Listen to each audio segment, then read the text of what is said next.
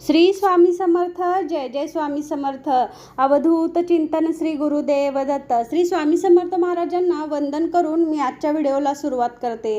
तर मैत्रिणींनो, 5 जुलै रोजी अमावस्या आहे. आपल्या घरातील स्त्रीने या दिवशी कोणती कामे करावीत आणि कोणती कामे करू नयेत याबद्दलची संपूर्ण माहिती आपण या व्हिडिओमध्ये पाहणार आहोत. या अमावस्येपासून ज्येष्ठ महिना संपून आषाढ महिन्याला सुरुवात होत आहे. तर ज्येष्ठ महिन्याच्या अमावस्येला आपण काही कामे आवर्जून करायची आहेत. घरातील स्त्री ही घरातील सर्व कामे अगदी जबाबदारीने सांभाळत असते. घरातील लहान सहान कामापासून ते अगदी पैशाच्या व्यवहारापर्यंतची कामे स्त्री ही अगदी व्यवस्थित पार पाडत असते. स्त्रीला लक्ष्मीचा दर्जा दिला जातो. म्हणून घरातील स्त्रीने ही कामे केल्यास आपल्या घरात अखंड लक्ष्मीचा वास राहतो. घरातील स्त्रीची तसेच इतर लोकांची प्रगती होते. त्यामुळे घरात कोणतीही कमतरता राहत नाही. पैसे देखील कमी पडत नाहीत. आपण हे अमावस्या दिवशी सकाळी कोणती कामे करावीत आणि कोणती कामे करू नयेत याबद्दल माहिती पाहणार आहोत. तर मैत्रिणींनो, माहिती पाहण्याआधी तुम्ही जर माझ्या चॅनलवर नवीन असाल तर तुम्ही माझ्या चॅनलला सबस्क्राईब करा, व्हिडिओला लाईक आणि शेअर करा. तर मैत्रिणींनो, अमावस्या दिवशी आपण सकाळी लवकर उठून आपल्या आजूबाजूचा परिसर स्वच्छ करायचा आहे. आपल्या दारातील अंगणातील देखील स्वच्छ करायचं आहे. आणि या दिवशी आपण सकाळी उंबरठा स्वच्छ करायचा आहे. त्यावर पाणी शिंपडायचं आहे. यामुळे पूर्वजांना तृप्ती मिळते आणि पितृदोष देखील नष्ट होतो. या दिवशी दुसरी गोष्ट कोणती करायची तर आपण सूर्याला अर्घ्य द्यायचा आहे. आणि अर्घ्य देताना त्यामध्ये एक लाल रंगाचं फूल टाकायचं आहे. उंबरट्यावर हळदीचं आणि गोमूत्राचं लेपन देखील करायचं आहे. यामुळे घरात कोणतीही नकारात्मकता येत नाही. अमावस्या दिवशी आपण नकारात्मक गोष्टी जास्त प्रमाणात कार्यरत असतात याची माहिती पाहिली आहे. म्हणूनच आपण उंबऱ्याला हळदीचं आणि गोमूत्राचं लेपन करावं. यामुळे आपल्या घरात कोणतीही नकारात्मक शक्ती येत नाही. आपण स्वयंपाकघराचं देखील या दिवशी डीप क्लिनिंग करू शकतो. यामुळे आपल्या घरातील अलक्ष्मी बाहेर पडते आणि घरातलं वातावरण नेहमी सकारात्मक राहतं. आता मुख्य दरवाजावर आपण स्वस्तिक काढायचं आहे. यामुळे देखील आपल्या घरात नकारात्मकता येत नाही. अमावस्या दिवशी आपण स्वयंपाक करण्याआधी गॅस शेगडीचं पूजन करायचं आहे. त्याचप्रमाणे घरात जर आपल्या अन्नपूर्णे मातेची मूर्ती असेल तर या दिवशी आपण आवर्जून अन्नपूर्णा मातेची सेवा करायची आहे. आपण अन्नपूर्णा मातेची पूजा करायची आहे. यामुळे आपल्या घरात अन्नधान्याला कधीच कमतरता पडणार नाही. या दिवशी आपण फरशी पुसताना खडे मीठ घालून फरशी पुसायची आहे. या दिवशी घराला आपण आंब्याचं तोरण लावायचं आहे. यामुळे आपल्या घरात कोणतीही नकारात्मकता येत नाही. आपल्या घरातील वातावरण सकारात्मक राहते. या दिवशी आपण सकाळी लवकर उठून घराबाहेरचा परिसर देखील स्वच्छ करायचा आहे.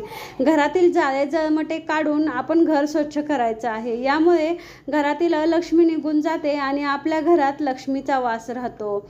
या दिवशी महत्त्वाची गोष्ट आपण कोणती करू शकतो तर या दिवशी आपण देवघर स्वच्छ करून देवघरातील आपले देव घासून पुसून त्यांना अभिषेक घालू शकतो. दुधाने स्नान घालू शकतो. त्याचप्रमाणे आपण या दिवशी घरातील चारी कोपऱ्यात कापूर ठेवायचा आहे आणि प्रत्येक ठिकाणी म्हणजे 4 कोपऱ्यात 2-2 वड्या असं कापूर ठेवायचं आहे. या दिवशी आपण घरात संध्याकाळी कापूर लावून धूपदीप ओवाळायचा आहे. या दिवशी आपण आपल्या घराची नजर देखील काढू शकतो. संध्याकाळच्या वेळेस नारळ घेऊन आपण आपल्या घराची नजर देखील या दिवशी काढू शकतो. या दिवशी नकारात्मकता घरातून बाहेर काढण्याला अगदी साजेसा वाव असतो.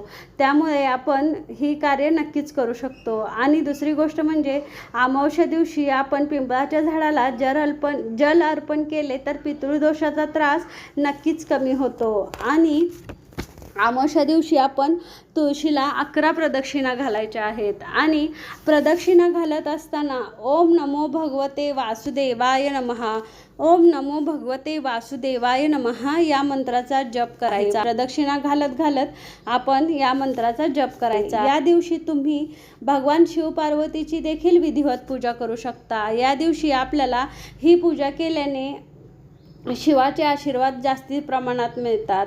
तसेच या दिवशी शिवलिंगावर आपण जलाभिषेक देखील करू शकतो. बेलपत्र अर्पण करू शकतो. अमावस्येला जर शिवाची पूजा केली तर शिवाचे आशीर्वाद आपल्याला जास्तीत जास्त प्रमाणात आणि लवकर मिळतात. त्याचप्रमाणे या दिवशी आपण दानधर्म करू शकतो. इच्छेनुसार गरीब आणि गरजू लोकांना आपण दानधर्म करायचा आहे. या दिवशी म्हणजेच अमावस्या दिवशी आपण पितरांची कोणती सेवा करू शकतो तर पितरांसाठी आपण दिवा लावू शकतो. या दिव्याची वात आपण आवर्जून दक्षिण दिशेला ठेवायची आहे. दक्षिण दिशेला वात ठेवून आपण पितरांसाठी दिवा लावायचा आहे. या दिवशी आपण घरातील ईशान्य कोपऱ्यात एक दिवा लावायचा आहे आणि त्यात थोडंसं केशर टाकायचं आहे. यामुळे माता लक्ष्मी घरात खेचली जाते. आपल्या घरातून दरिद्रता निघून जावे असे वाटत असेल तर आपण या दिवशी लक्ष्मी मातेची देखील विधिवत पूजा करू शकतो. आता लक्ष्मी मातेला लाल रंगाची फुले अर्पण करायची आहेत आणि लक्ष्मी मातेचं अगदी मनापासून आणि विधिवत पूजा घरात पैसा टिकून राहावा, लक्ष्मी टिकून राहावी यासाठी आपण शंखामध्ये पिवळे तांदूळ भरून आपल्याला लक्ष्मी मातेचा जो मंत्र येतो तो आपण 108 वेळा किंवा 1008 वेळा म्हणायचा आहे. यानंतर या दिवशी आपण मुंग्यांना साखर देखील घालू शकतो. या दिवशी आपण माशांना देखील गव्हाच्या पिठाच्या गोळ्या घालू शकतो. त्याचप्रमाणे पक्ष्यांना देखील आपण दाणे घालू शकतो. गाईला आपण आपल्या घरात जी काही पहिली चपाती करू किंवा पहिलं कोणतंही अन्न बनवू ते आपण प्रथम घास गाईसाठी काढून ठेवायचा आहे आणि तो गाईला द्यायचा आहे. यामुळे देखील आपल्या घरात सकारात्मकता वाढत असते. या दिवशी आपण महादेवांना शमीची पानं देखील अर्पण करू शकतो. कण्हेरीचं फूल अर्पण केलं तर अनेक प्रकारचे बदल आपल्या घरात दिसून येतात. त्याचप्रमाणे आपल्या घरातील नकारात्मकता नष्ट होते.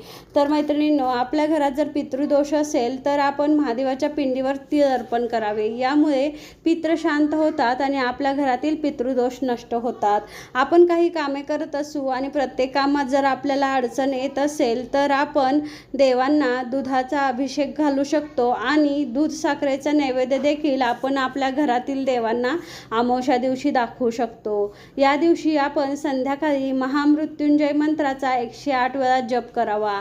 यामुळे देखील आपल्या घरात सकारात्मकता येऊन आपल्या जीवनात नक्कीच बदल घडून येऊ शकतात.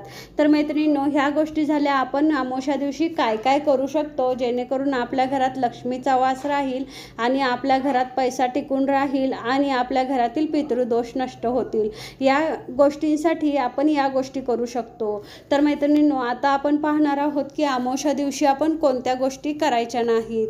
तर अमावस्या दिवशी आपण काळे वस्त्र परिधान करायचं नाही. या दिवशी आपण नखे कापायची नाहीत, केस कापायचं नाही. त्याचप्रमाणे नवीन कपडे खरेदी करायचे नाहीत. त्याचप्रमाणे कोणतेही मोठे खरेदी विक्रीचे व्यवहार आपण करायचे नाहीत. या दिवशी आपण कोणत्याही नवीन शुभ कार्याची सुरुवात देखील करायची नाही. झालेली सेवा श्री स्वामी समर्थ महाराजांच्या चरणी रुजू. श्री स्वामी समर्थ. जय जय स्वामी समर्थ. अवधूत चिंतन श्री गुरुदेव दत्त.